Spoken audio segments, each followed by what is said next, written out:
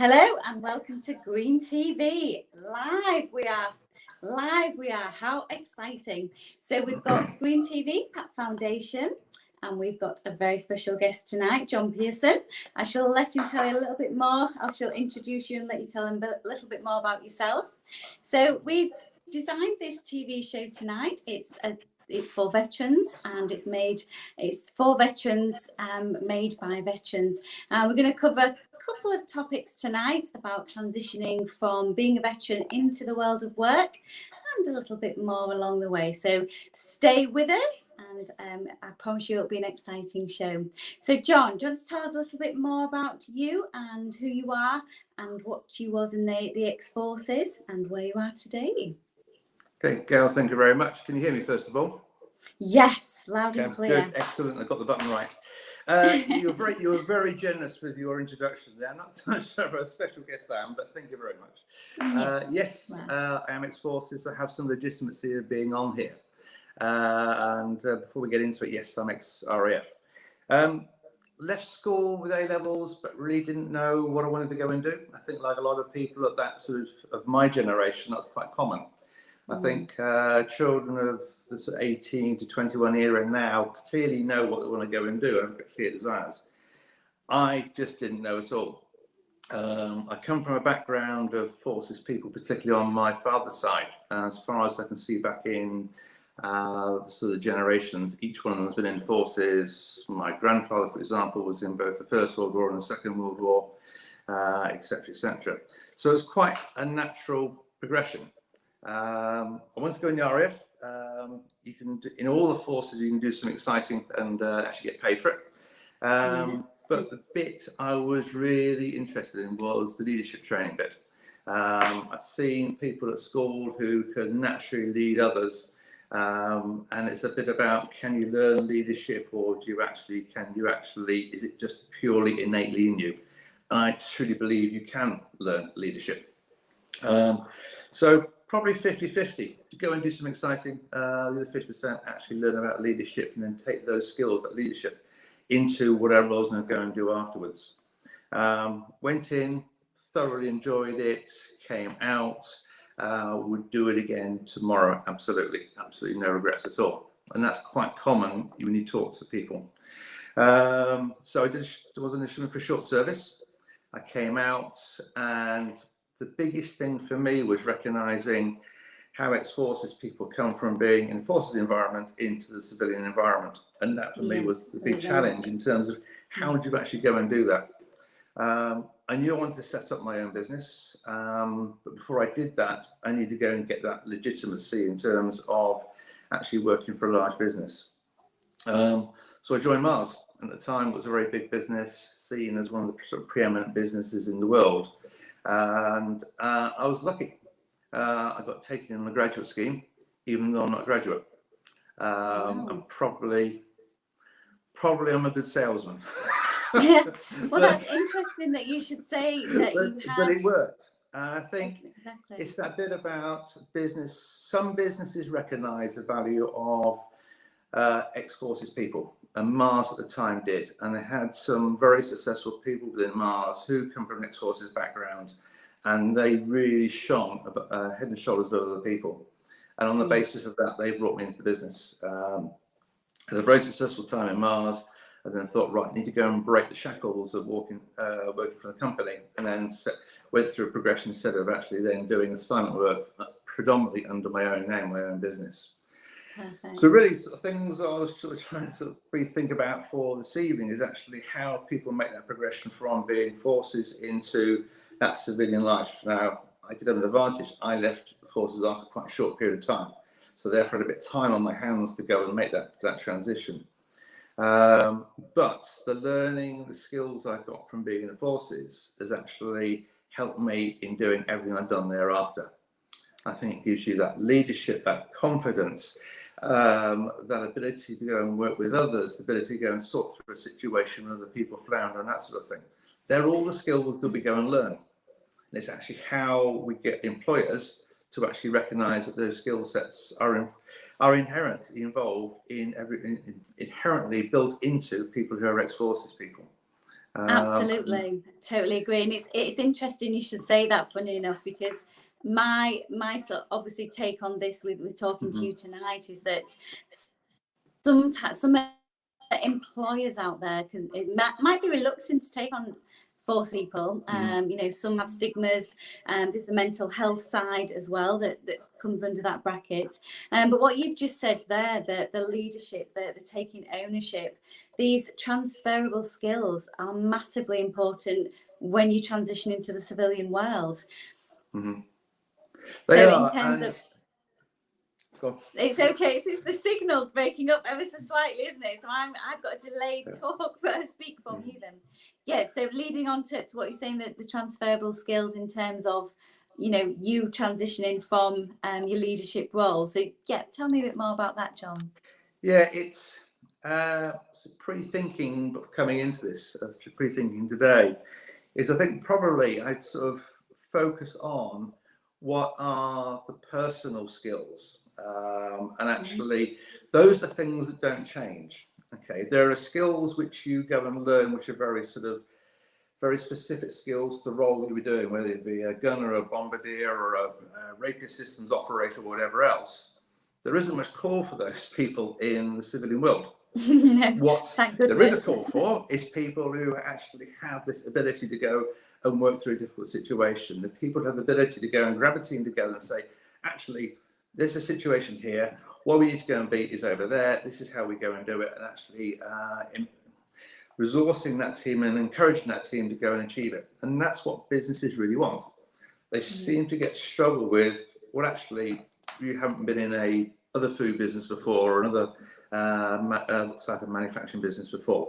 Is actually how we get those employers to really understand that those skills that people learn in the forces are absolutely transferable. They're the people skills.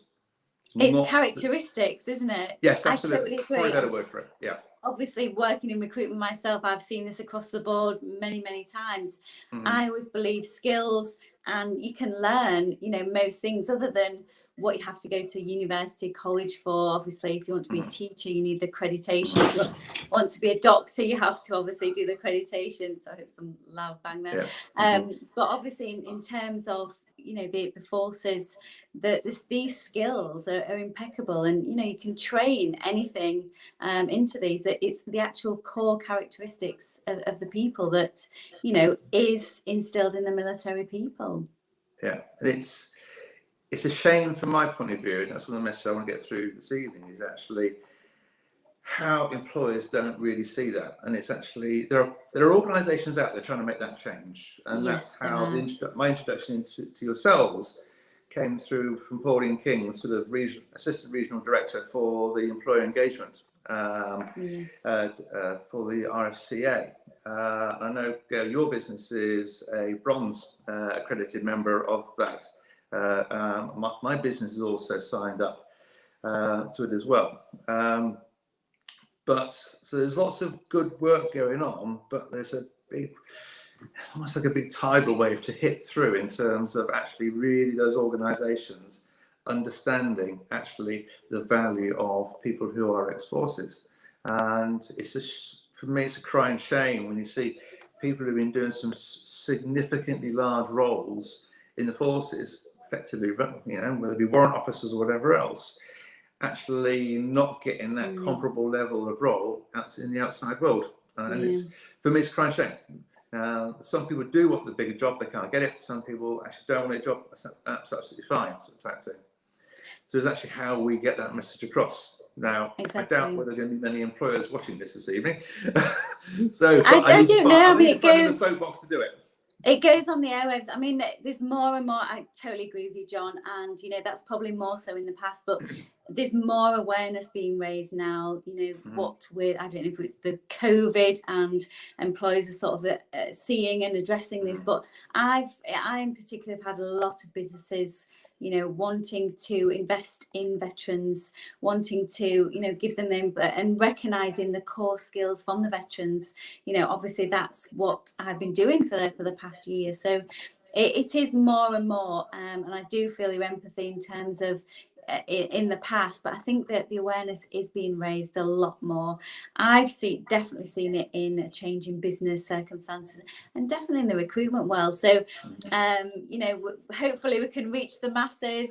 We can sort of get out there, you know, with the Green TV, with the lives, you know, and the videos that get put out there. So, and in terms of with talking obviously about the veterans, that links me nicely to the Green Task Force. And yes, well, if you were going to go and create that link, I was going to do so as well, because a nice segue into it. Oh, there we go. Great minds, yeah, but great minds think alike. See, my obviously normally I would have with it being in the evening on the Green TV, I would normally be a bit more business dressed, but I've been out over at Skipton, so quite in the North Yorkshire Dales today. So it's been quite a trek. We was meeting the Mayor of Middlesbrough yesterday. The veterans were, it was absolutely brilliant. The Mayor was really, really impressed. And everybody who comes across the veterans and sees them, sees how happy they are and sees the skills, how they get on with the job, you know, if that makes sense. And it's kind of these core skills, personality skills that you can't train. You know, you need the veterans in terms of this. But you came tree planting with us last week, didn't you, John? So rather than me say all about it, I'm passionate, so you can say up first-hand experience. Well, I've only done it once, so I'm passionate about it. Absolutely. Oh, thank you. Thank you for letting me come along. You're welcome. I asked to come along because it would give me an insight in terms of actually helping for the conversation we're having now. But it also, for me, refreshes where veterans are in terms of then, as I then talk to other people about actually, you know, what we should be doing as in terms of helping veterans, helping business, because the two go hand in hand. So first of all, thank you for having me come along. That was Tuesday up in Hull. It was a lovely sunny day. I think Wednesday wasn't as good for you. It's never dull in Hull. I must say, for those people who haven't gone, I found when I turned up, the organisation clearly to get to be in Hull on Tuesday with so many people and so many trees, there must have been an immense amount of work in the background. So whoever was doing that, fantastic, because it was there and it was running as sweet as a nut and anything else. Now, that's credit due to Andy Steele, who runs the Green Task Force. So he was obviously the instigator behind the Green TV PATT Foundation. So yes, very hard-working man. Well, it was the hard work's clearly paying off. So well done, Andy. Absolutely. But it was standout. The next standout thing was announcing we got 4,000 trees to plant. I think how on earth are we going to plant 4,000 trees? And for those who haven't seen it, a big truck turns up and there are 4,000 trees in the back, plus 4,000 stakes to put the trees against, and 4,000 spirally wraps to put around the trees to stop the rabbits eating them. Yes. But there weren't thousands and thousands of people there to go and do it. I think there were 17 veterans there, I think, were a rough number. Roughly around about yeah. And probably equalish number of trainees from the Logistics Corps at Leconfield as well. Yeah, we did. Yeah. And it was planned to be over 2 days. And the first day we smashed it. We did 3,500 trees in 1 day, which is incredible. Yes, worked very hard. Well done, you as well. Yeah, I was doing some, absolutely. Yeah, in fact, I saw myself on your. You definitely got stuck in and did it. Yeah, didn't stop to talk. Yes, it was. I'm so glad I went, because it's like you said, when you put a bunch of forces people together, half of them may actually never know each other, but you drop into a mode, and that mode is actually what's the purpose of us being here? The purpose is to go and plant trees, and quick briefing in terms of actually how to go and do it properly, and then just people just go and grab trees, grab planters, grab stakes and the rest of it, and they disappear across the four corners of the playing fields and that sort of thing, and get on with it. And what's nice to see is there's little groups and people start to talk and the rest of it. And end up talking with, I was in teams of 3. There was a Navy guy and an Army guy. And the Navy guy said never talked to an RAF person before. But you sort of, you know, and everybody joins in. Some people don't want to talk, that's fine. That's completely acceptable and everything else like that. But you're all doing something for a good reason. And I'll come back to purpose later on as we start talking some more.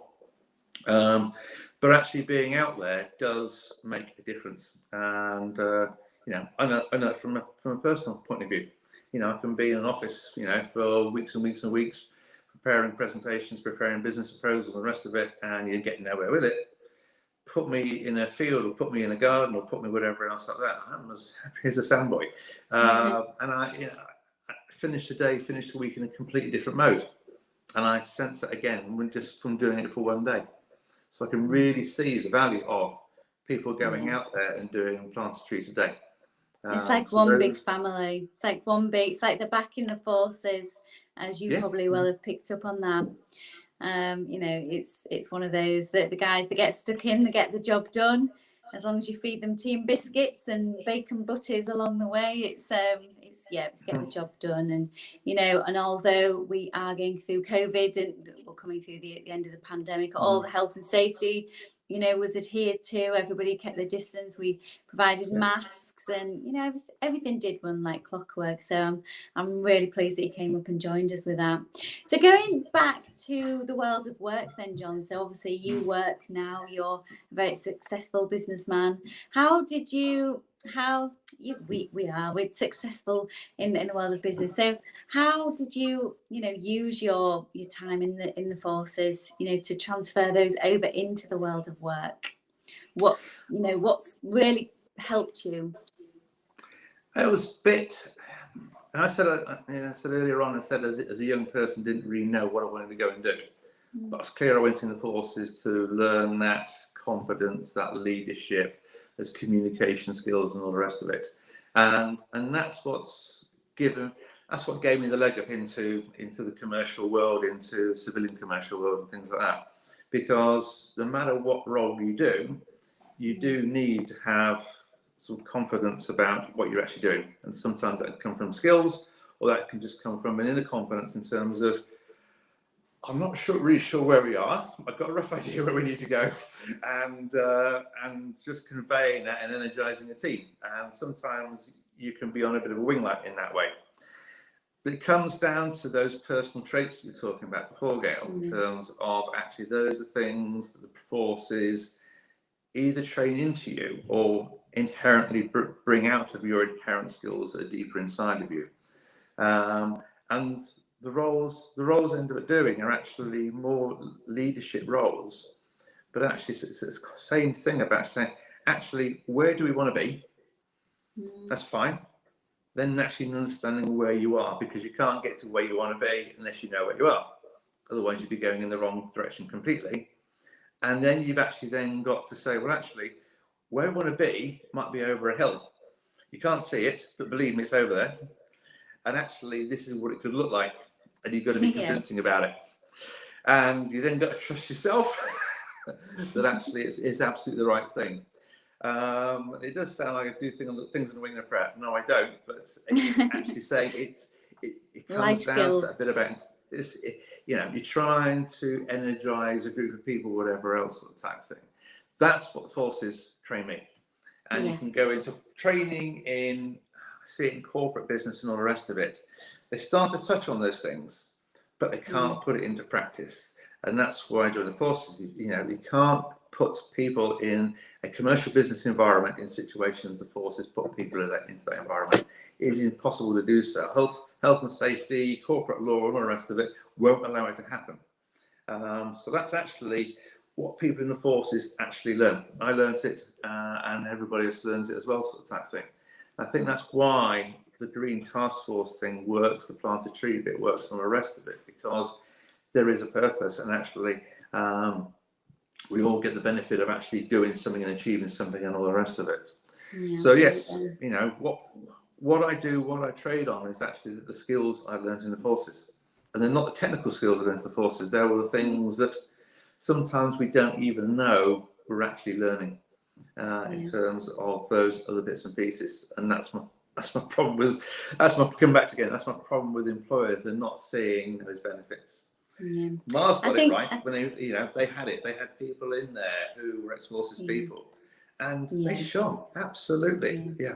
Well, I mean, I know Amazon as a model, you know, they recruit veterans as part of, you know, their core business, and there's more and more now. It's, you know, a bit more in the media, it's a bit more widely noted, and especially through COVID and people, you know, through what the Green Task Force are doing, recognizing, you know, the value of the veterans, you know, the work ethic that they do, and you know, training, and there's going to be a massive difference, definitely in the future. It's coming already, so that's really, really positive. And people like us, and you know, people like you, John, are making that more recognisable. So yeah, absolutely. More and more people talk about it. Yes. Exactly. And one conversation sparks another conversation. You know, it's how things change. You just need to speak up and speak out. So so yeah, absolutely loved having you on here. This will be recorded and edited and put on the Green TV PATT Foundation YouTube channel. That's growing faster each day. I'll also put it on my channel as well, Gail Acaster, so to get the traction in there. So what you said earlier, you know, that people will get to see this, and you know, we post it out on social media is the key, isn't it? Careful what I say. to get that voice heard. So yeah, we'll be posting it out there. So a massive thank you again, and I hope are you gonna come on some more tree planting, John? I am absolutely coming on for some more tree planting. Yes. Yeah, I've got some other bits of pieces of commitments and all the rest of it. But yes, I will be there. There's lots of projects coming. Yeah, we've got. The more you can absorb what's going on, the more you can actually talk about it more lucidly outside. And for those people who may be watching this but haven't gone and done a day, absolutely encourage people to go and do it. Absolutely. Exactly. You know, you can get so much. We even get one little tiny thing is good, but you can get so much more from it, though. Honestly, yeah, exactly. I was shocked. I didn't think I would get as much from Tuesday as I did. Yeah, it's well done. Oh, you're very welcome. And you know, it's nice to this is designed to encourage the veterans. There's lots of guys out there struggling, and there's a lot of guys that aren't struggling. You know, they come out the force absolutely fine and ready to go into work. So there's training out there, there's organisations, and you know, the Green Task Force, they're already encroaching all over the UK. We've got Wales Division, we're moving over into Scotland, there's North East Division. So yeah, it's growing massively. So there'll be lots of help for the veterans, and there's lots of support organisations out there as well. So, well, thanks ever so much, everybody, for listening. I shall be posting this out, as I've said, where you can hear about John's story. And you know, if there's any other questions, or if anybody's got any questions about John's talk tonight, then please get in contact with us. We'll be happy to answer any questions. So it's bye from me, Gail Acaster. Okay, bye from me. Bye for now. Bye.